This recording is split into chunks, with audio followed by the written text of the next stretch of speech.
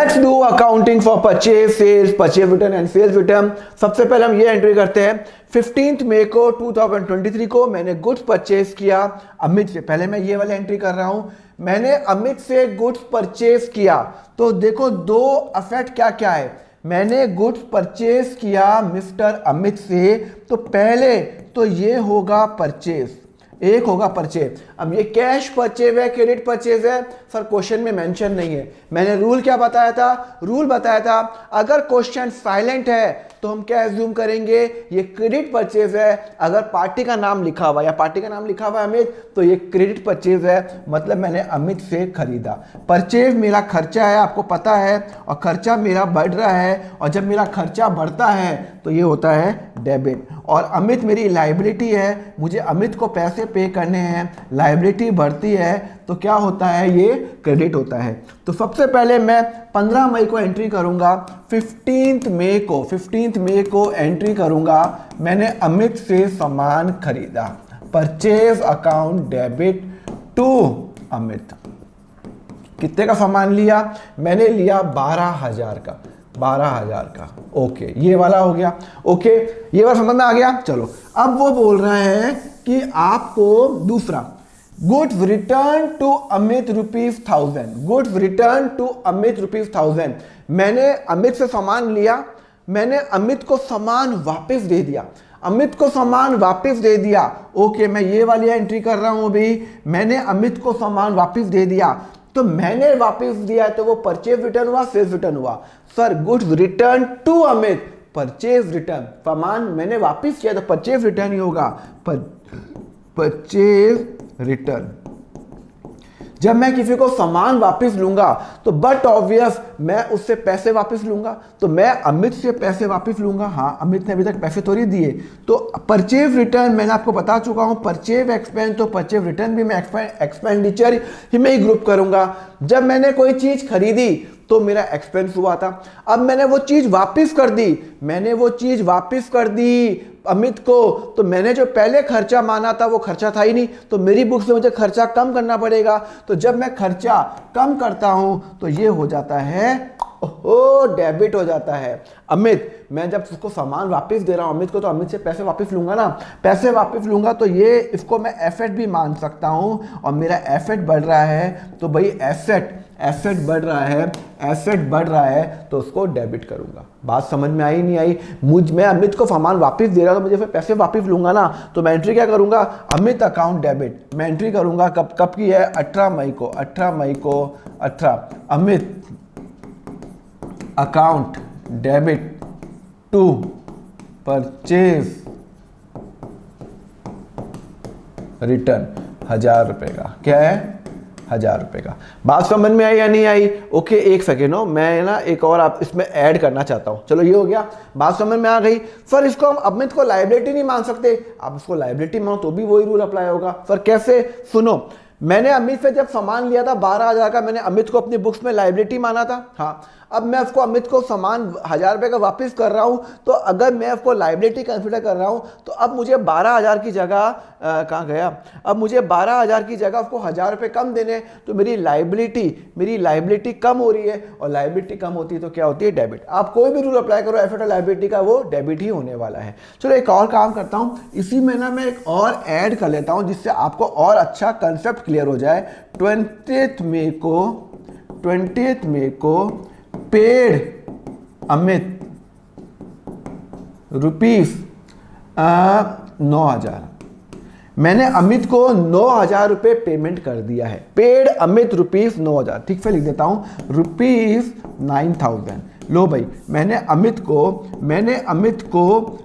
9,000 रुपये पे कर दिया इन कैश। अब बताओ इसकी एंट्री क्या होगी, इसकी एंट्री क्या होगी। मैंने 20 मई को, सुनो 20 मई को, रुको, 20 मई को मैंने अमित को पे कर दिया 9,000 कैश में पे कर दिया।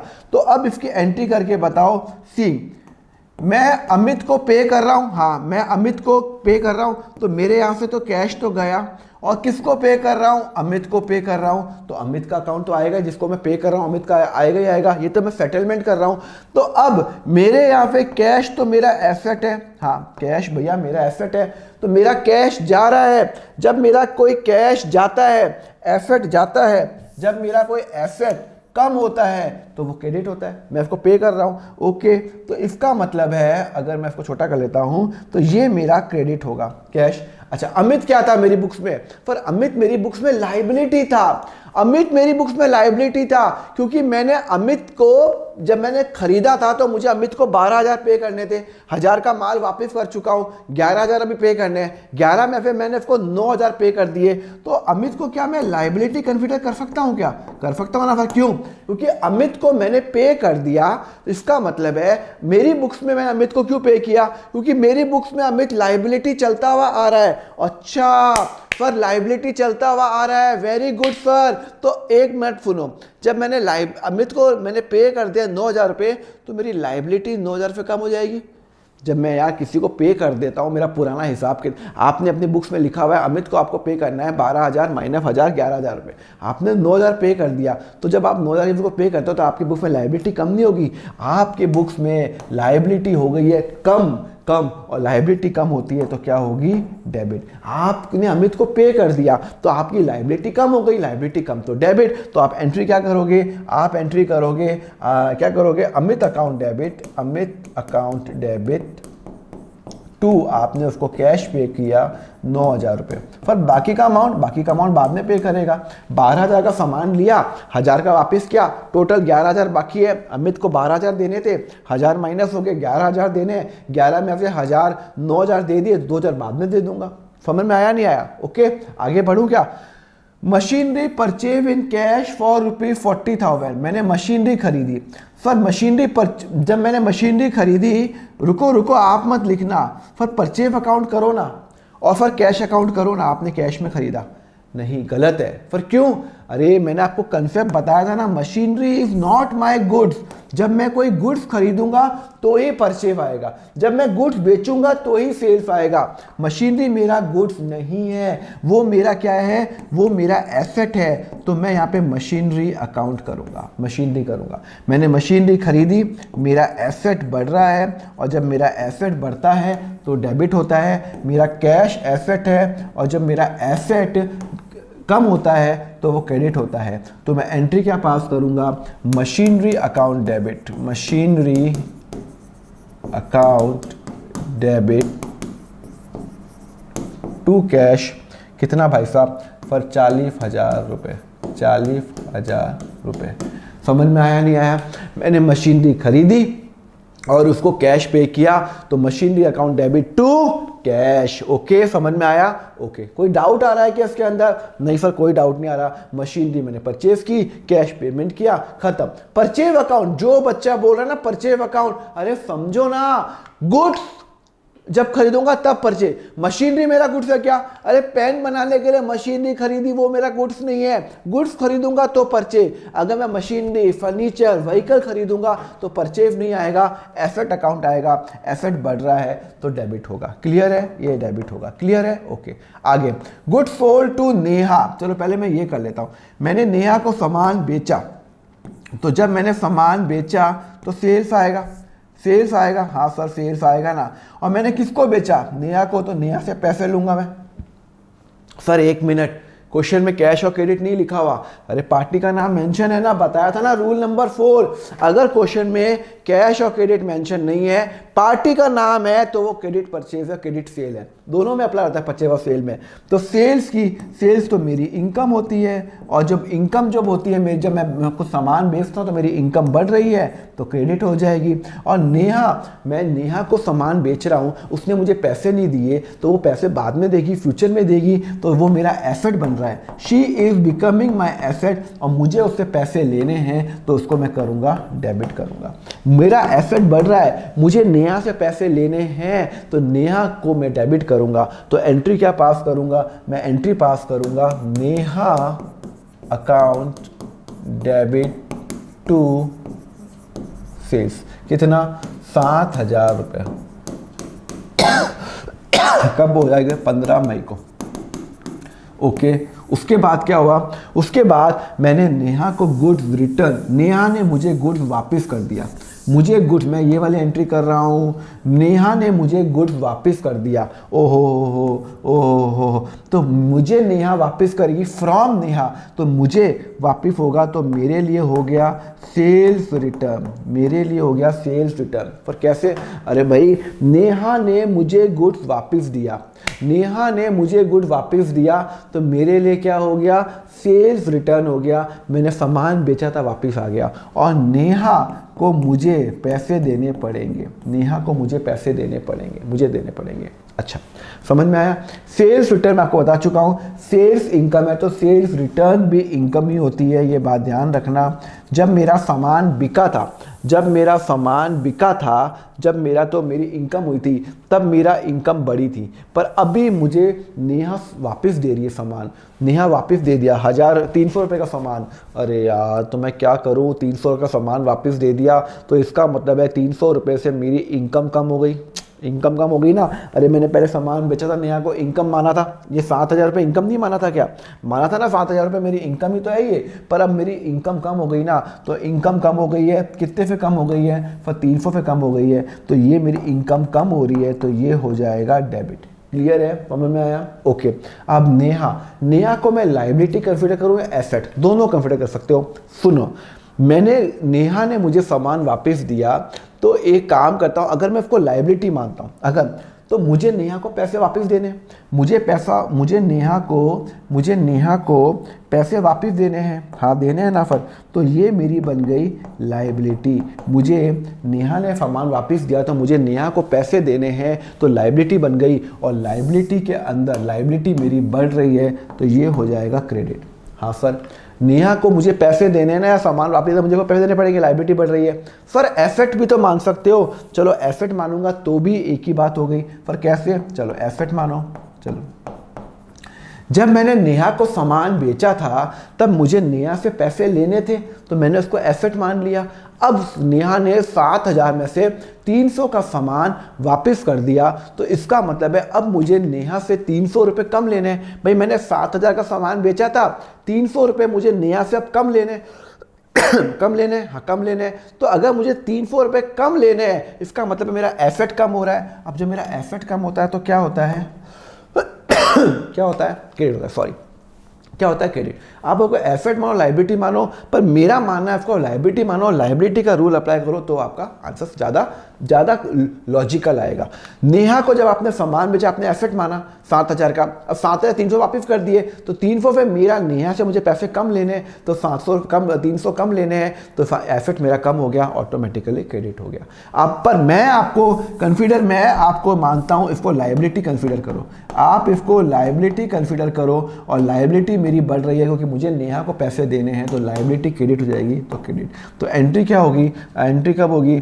20 मई को sales return account debit, sales return account debit to Neha account, कितने? 300 रुपये, 300 रुपये। क्लियर है नहीं क्लियर है? समझ में आया नहीं आया? आगे बढ़ूँ? ओके चलो, अब फटाफट करो ये। अब इसमें अगर सपोज करो, अगर मान लो मैं एक और चीज़ ऐड कर लेता हूँ, सपोज करो 22 मई को 23 को Neha paid the amount rupees 5,000। Suppose करो नेहा ने मुझे 5,000 रुपये दे दिए। मैं नेहा नहीं हूँ, नेहा से मैंने सामान मैंने बेचा था, अब नेहा ने मुझे 5,000 रुपये दे दिए।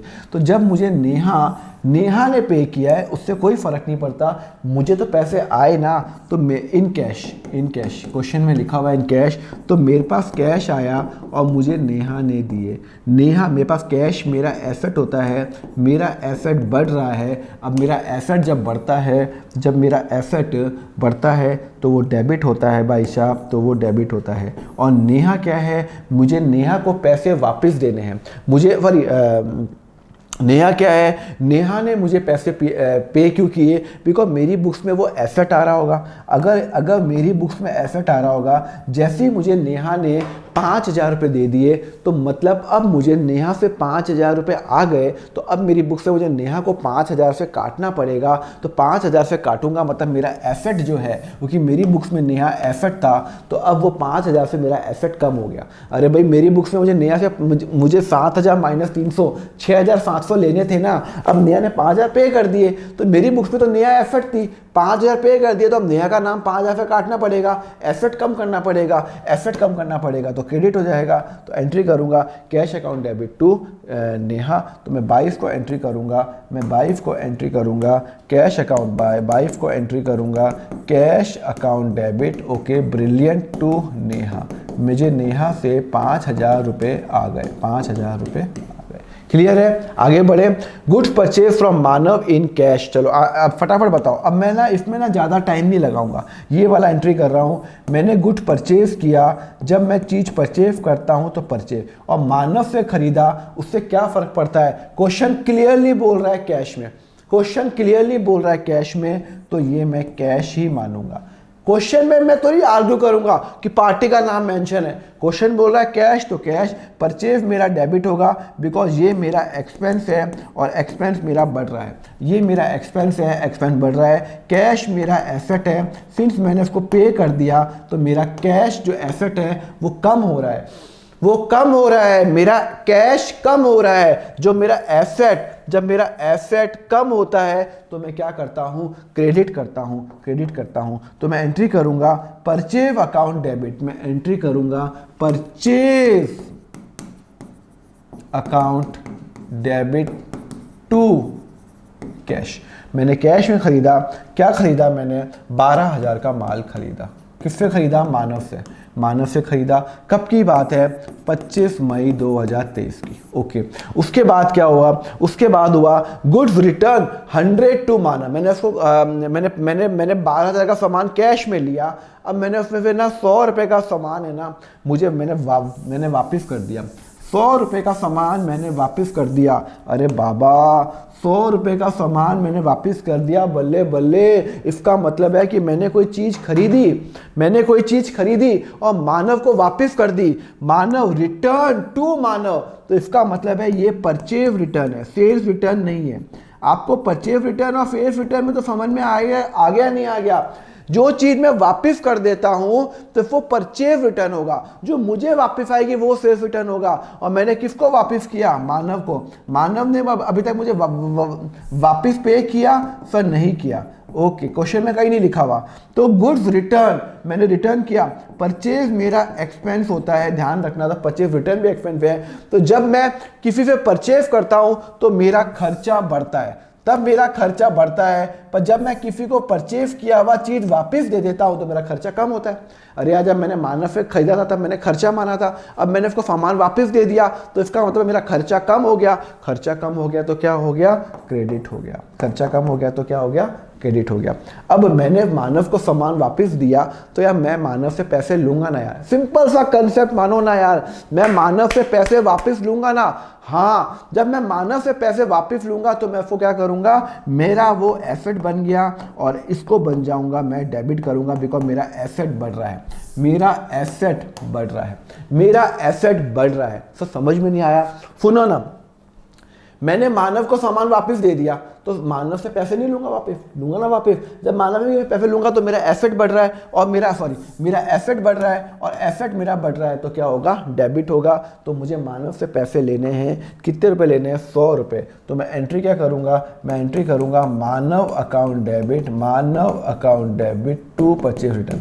अब आपका ना दिमाग ऑटोमेटिकली चल जाना चाहिए कि परचेज हमेशा डेबिट होता है और परचेज रिटर्न हमेशा क्रेडिट होता है। इतने सोचने की जरूरत ही नहीं है, बिकॉज आपको रूल पता है, रूल पता है, याद कुछ नहीं करना, रूल पता है। खर्चा तो डेबिट, खर्चा कम हुआ तो क्रेडिट। क्लियर है, समझ में आ गया। अच्छा, अब ये एक और क्वेश्चन कर लेते हैं।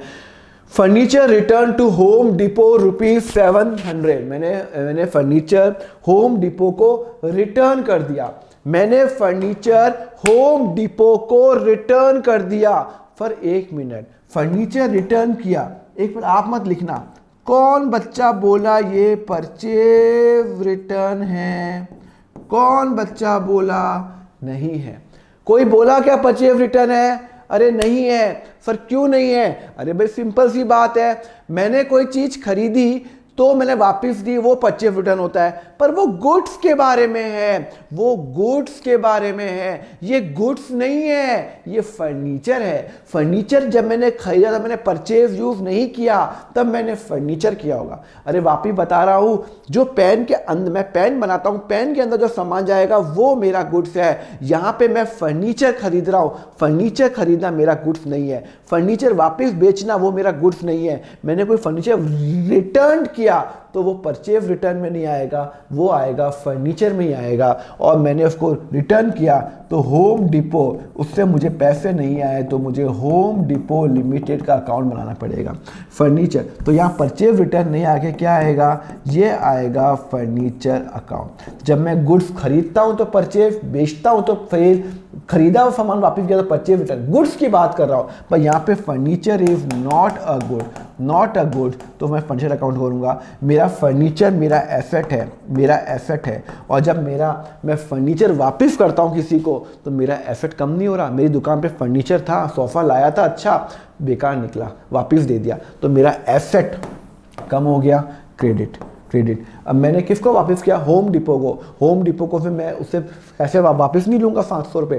अरे भाई मैं चीज़ वापस कर रहा हूँ तो मैं उससे 700 रुपये वापस लूँगा ना, तो मैं उसको एसेट कंसीडर करूँगा, मैं उसको एसेट कंसीडर करूँगा। और मेरा एक एसेट बढ़ रहा है, मुझे होम डिपो से पैसे लेने हैं, मुझे होम डिपो से पैसे लेने हैं, तो वो क्या हो जाएगा? डेबिट हो जाएगा। तो मैं एंट्री क्या पास करूँगा? मैं एंट्री पास करूँगा होम डिपो लिमिटेड, जो भी मेरा कंपनी का नाम है, डेबिट टू मेरा फर्नीचर गया, मेरा एसेट चला गया।